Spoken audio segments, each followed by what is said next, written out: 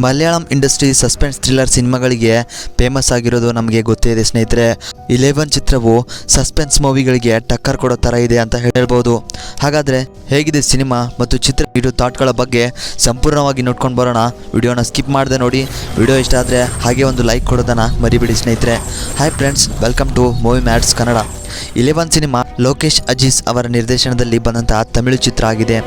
16 May 2025 release ಆಗಿದ್ದ cinema ಟ್ರೇಲರ್ನಿಂದ ನಿರೀಕ್ಷೆನ ಹುಟ್ಟಿಸಿತ್ತು.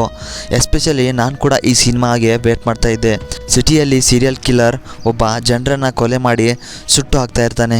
ಆದರೆ ಯಾವುದೇ ಥರದ ಕ್ಲೂವನ್ನು ಬಿಟ್ಟಿರೋದಿಲ್ಲ. ಸೊ ಈ ಕೇಸು ಸಿನಿಮಾದ ಹೀರೋ ಆದಂಥ ನವೀನ್ ಚಂದ್ರ ಅವರಿಗೆ ಕೊಡಲಾಗುತ್ತೆ. ಇವರು ಇಲ್ಲಿ ತನಕ ಎಲ್ಲ ಕೇಸ್ಗಳನ್ನು ಸಾಲ್ವ್ ಮಾಡಿರ್ತಾರೆ. ಅವರು ಸೀರಿಯಲ್ ಕಿಲ್ಲರನ್ನು ಕಂಡು ಹಿಡಿತಾರಾ ಅಥವಾ ಇಲ್ವಾ ಅನ್ನೋದು ಮಿಸ್ಟೀರಿಯಸ್ ಕಥೆನ ನೀವೇ ಒಂದ್ಸಲ ನೋಡಿದರೆ ಅದ್ಭುತ ಅನುಭವ ಆಗೋದು ಗ್ಯಾರಂಟಿ ಸ್ನೇಹಿತರೆ.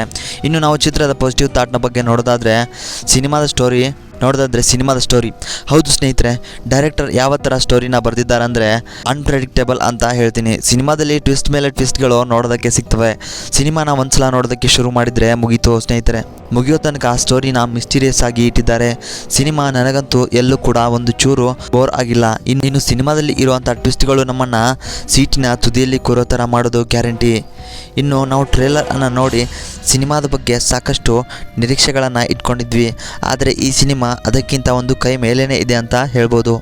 ಚಿತ್ರದ ಸಿನಿಮಾಟೋಗ್ರಫಿ ಚೆನ್ನಾಗಿದೆ, ಹಾಗೆ BGM ಕೂಡ ಚೆನ್ನಾಗಿ ಬಂದಿದೆ.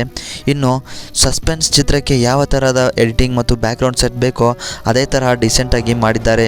ಇನ್ನು ಚಿತ್ರದ ಸ್ವಲ್ಪ ನೆಗೆಟಿವ್ ಥಾಟ್ಗಳ ಬಗ್ಗೆ ನೋಡೋದಾದರೆ ಅದು ಸಿನಿಮಾದ ಲಾಸ್ಟಲ್ಲಿ ಸ್ವಲ್ಪ ಎಳೆದುಕೊಂಡು ಹೋಗಿದ್ದಾರೆ ಅಂತ ಅನಿಸುತ್ತೆ. ಆದಷ್ಟು ಬಿಟ್ಟರೆ 11 ಸಿನಿಮಾ ಒಂದು ಅದ್ಭುತ ಚಿತ್ರ ಆಗಿದೆ ಅಂತ ಹೇಳಿದರೆ ತಪ್ಪಾಗಲ್ಲ ಸ್ನೇಹಿತರೆ. ಖಡಕ್ ಪೊಲೀಸ್ ಇನ್ವೆಸ್ಟಿಗೇಷನ್ ಆಫೀಸರ್ ಆಗಿ ಕಾಣಿಸಿಕೊಂಡಿರುವ ಇವರು ಈ ಥರ ಪಾತ್ರಗಳನ್ನು ಮಾಡೋದರಲ್ಲಿ ನಿಸ್ಸೀಮ ಅಂದರೂ ತಪ್ಪಾಗಲ್ಲ.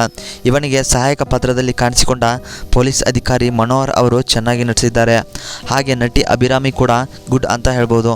ಒಟ್ಟಾರೆ 11 ಸಿನಿಮಾದ ಬಗ್ಗೆ ಹೇಳೋದಾದರೆ ಇದೊಂದು ಸದ್ಯಕ್ಕೆ ಬಂದಿರುವಂಥ ಒನ್ ಆಫ್ ದಿ ಹೊಂದಿರೋ ಸಿನಿಮಾ ಅಂತ ಹೇಳ್ತೀನಿ. ಚಿತ್ರಕ್ಕೆ 11 ಅನ್ನೋ ವಿಚಿತ್ರ ಟೈಟಲ್ ಸಿನಿಮಾ ನೋಡಿದ ಮೇಲೆ ಒಂದು ಟ್ವಿಸ್ಟ್ ಜೊತೆಗೆ ಗೊತ್ತಾಗುತ್ತೆ.